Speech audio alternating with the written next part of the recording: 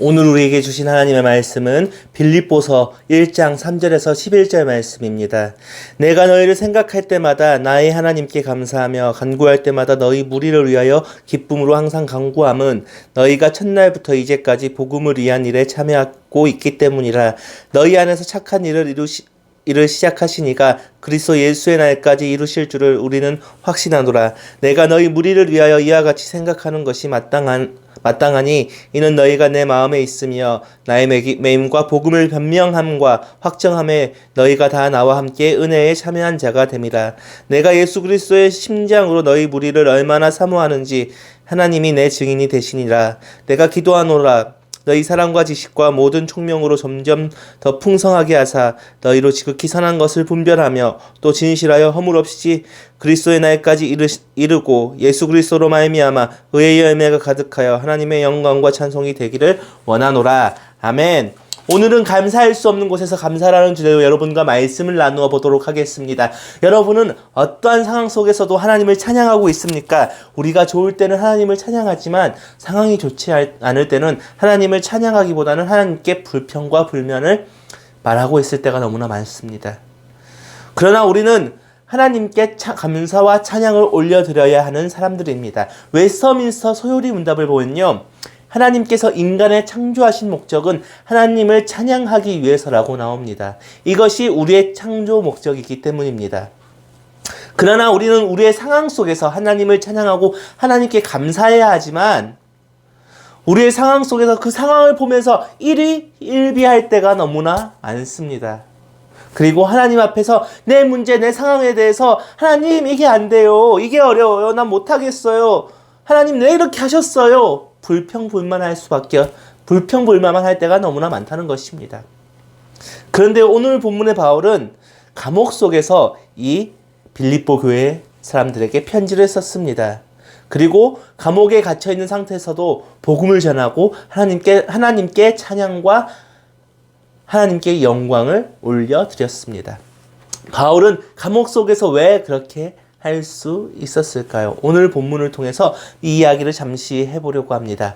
오늘 본문인 빌립보서는 바울이 에베소 감옥에 있을 때 쓴 편지입니다. 그리고 바울은 감옥에 들어가서 빌립보 교회를 생각하면서 감사하다라고 편지를 쓰고 있습니다.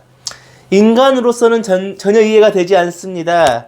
감옥에 갇혀 있으면 우리는 보통 어떤 생각을 할까요? 내가 언제 나갈 수 있을까? 보통의 사람이라면 이렇게 생각합니다. 보통의 사람이라면 매를 맞고 감옥에 갇혀 있을 때라면 하나님께 불평과 불만을 쏟아낼 것입니다. 그러나 바울은 감옥 안에서 갇혀 있으면서 빌립보 사람들에게 하나님께 감사하다라고 말하고 있습니다. 왜일까요? 본문 5절을 보면 너희가 첫날부터 이제까지 복음을 위한 일에 참여하고 있기 때문이라 라고 나옵니다. 다시 말해 바울이 감옥 안에서 감사할 수 있었던 것은 빌립보 교인들이 예수 그리스도를 주로 받아들이고 그리스도인으로 살고 있다는 소식을 들었습니다. 그리고 그 사람들이 하나님을 사랑하고 이웃을 사랑하는 그리스도의 가르침대로 살아가고 있다는 소식을 들었기 때문입니다. 아니, 교회가 잘 되고 그리스도인으로 잘 살아간다는 게 왜 바울에게는 기뻐하고 하나님께 감사하는 일일까요? 바울은요, 하나님의 일과 자신의 일을 철저하게 분리했고 구분했습니다. 자신의 육체의 일과 자신의 육체의 고난은 오로지 하나님의 역사하심을 위해 아무것도 아닌 것으로 인식했기 때문입니다. 갈라디아서 2장 20절을 보면 무엇이라고 나옵니까? 내가 그리스도와 함께 십자가에 못 박혔나니 그런즉 이제 내가 사는 것이 아니요 오직 내 안에 그리스도께서 사시는 것이라. 이제 내가 육체 가운데 사는 것은 나를 사랑하사 나를 위하여 자기 자신을 버리신 하나님의 아들을 믿는 믿음 안에서 사는 것이라. 바울은 말합니다. 나는 이미 그리스도와 함께 못 박혔다. 내가 죽고 사는 것은 이미 아무것도 아니다. 오직 내 안에 그리스도께서 살고 있다. 부활한 그리스도가 있는데 나의 고난쯤은 아무것도 아니다 라고 말하고 있습니다. 다시 말해 내 죄는 죽고 온전히 주님의 믿는 믿음 안에서 산다라고 바울은 이 시간 고백하고 있는 것입니다. 바울이 매를 맞고 감옥에 갇혀서 그 고난 가운데 감사를 고백할 수 있었던 비결은 무엇입니까? 온전히 하나님만 바라보았기 때문입니다. 하나님의 일만 생각했기 때문입니다. 부활한 예수 그리스도와 함께 있었기 때문에 그의 고난조차는 아무것도 아닌 게 되기 때문입니다. 하나님의 일이 이루어지는 것을 보니 고난 가운데서도 기쁨과 감사가 넘쳐 올라왔기 때문입니다. 온전히 하나님의 일만 바라보았기 때문에 바울은 빌립보 교회가 그리스도인으로서 잘 살아간다는 소식을 들었을 때 감사하다라고 말할 수 있었던 것입니다. 우리는 바울처럼 하나님의 일, 하나님의 나라만 바라볼 수가 있을까요? 우리는 그럴 수 없습니다. 나약한 인간이기에, 불완전한 사람이기에 우리는 넘어지고 하나님을 바라보는 것을 놓칠 때가 너무나도 많습니다. 어쩌면 내 자아가 아직까지도 죽지 못해 하나님의 일이 아닌 것을 계속할 때도 있을 것입니다. 그러함에도 우리는 모든 상황 속에서 하나님께 감사해야 합니다. 여러분께 바울처럼 살라고 하는 것이 아닙니다. 삶의 방향성을 바울처럼 설정해야 된다는 것입니다. 우리가 먹고 마시는 것, 일하는 것, 하나님 사람들과 교제하는 것, 나누는 것, 그 모든 것이 그리스도와 함께 한다는 것을 기억하면서 살아야 한다는 것입니다. 이미 우리 안에 성령님께서 거하시기 때문입니다. 이미 성령님께서 우리 안에 거하시기 때문에, 우리와 함께하기 때문에 우리는 그리스도와 함께한다는 것을 잊지 말아야 합니다. 이미 내 자아는 죽었습니다. 성령을 받고 주를 그리스도로 고백하기 때문에 이미 우리는 그리스도와 함께 이미 십자가에 못 박혀 있습니다. 그렇다면 우리는 어떻게 해야 합니까? 우리가 살아가는 것 자체를 그리스도와 항상 함께하고 그리스도와 함께 부활할 그날을 기다려야 한다는 것입니다. 하나님과 언제나 동행한다는 것, 하나님과 언제나 함께하고 있다는 것을 기억한다면 우리는 어떠한 상황 속에서도 감사할 수 있을 것입니다. 오늘 본문 7절에서도 바울은 계속 하나님의 하신 일에 감사하다고 고백합니다. 바울은 이야기합니다. 자신이 감옥에 들어간 것과 복음을 증거하다가 복음을 확정하는 것에 있어서 빌립보 교회가 참여한 것에 감사하다고 전하는 것입니다. 왜일까요? 바울은 오늘 감옥에 갇혀 있는 것을 다른 기회로 보았기 때문입니다. 자신이 갇혀 있는 감옥을 이용하여 에베소 사람들에게 복음을 전하는 것, 복음을 증명하는 것, 다시 말해 변증이라는 것을 하려고 했습니다. 자신이 잡힘으로써, 자신이 감옥에 갇힘으로써 다시 한 번 더 에베소에 있는 지배계층에게 복음을 전할 기회를 얻었고 그것에 대해 감사하다라고 말하고 있는 것입니다.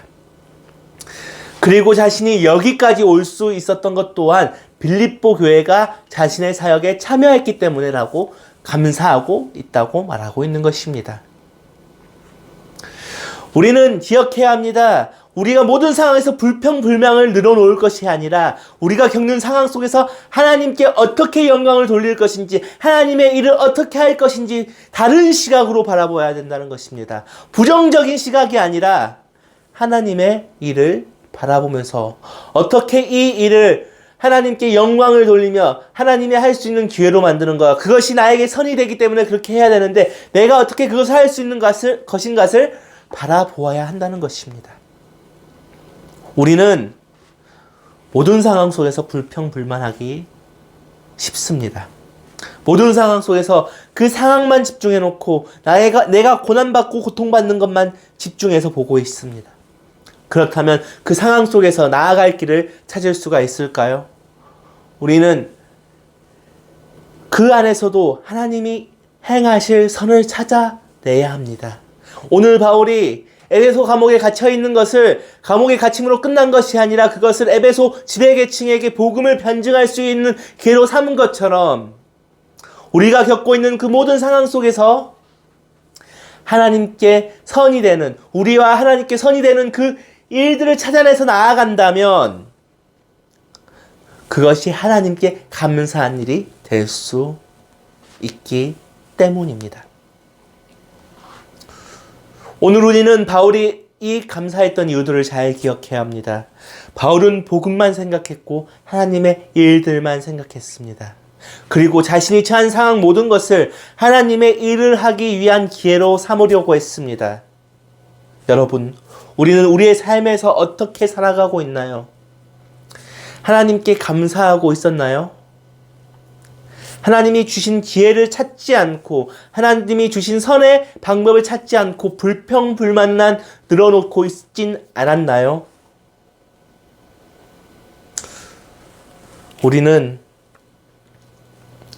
기억해야 합니다. 오늘의 바울처럼 나의 상황을 신경 쓰지 않고 나의 생각, 나의 모든 환경을 신경 쓰지 않고 하나님이 나를 통해 하실 일을 기대하면서 이 상황 속에서 무엇이 최선인지를 기억해야 합니다. 무엇이 최선인지를 찾아야 할 것입니다.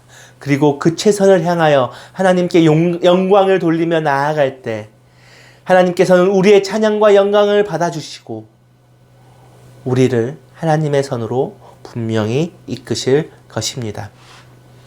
그럴 때 우리도 바울처럼 11절의 고백을 할 수 있을 것이고 서로를 향하여 11절로 축복할 수 있을 것입니다. 여러분, 우리가 언제나 감사함으로 예수 그리스도 말미암아 의의 열매가 가득하여 하나님의 영광과 찬송이 되는 우리 명학교회 청년부가 되기를 간절히 축원합니다. 기도하겠습니다. 사랑이 많으신 주님 감사합니다. 우리와 언제나 함께하여 주시고 우리와 지켜주심에 감사합니다. 그러나 우리가 하나님의 동행하심과 지켜주심을 기억하지 못하고 하나님께 언제나 감사하지 못했음을 고백하오니 주여 우리의 모습들을 용서하여 주시옵소서. 우리가 처한 상황 속에서 상황과 나의 고난만 보지 않고 그 안에서 하나님의 선을 찾고 하나님의 길을 찾아서 언제나 하나님과 영광 돌릴 수 있도록 주여 우리 명학교회 청년부를 붙들어 주시옵소서. 이제 각자의 삶 속에서 주님께 감사함으로 모든 상황을 기뻐하며 나아갈 수 있는 명학교회 청년부가 되도록 인도하여 주시옵소서. 이 모든 말씀 예수님 이름으로 기도합니다. 아멘.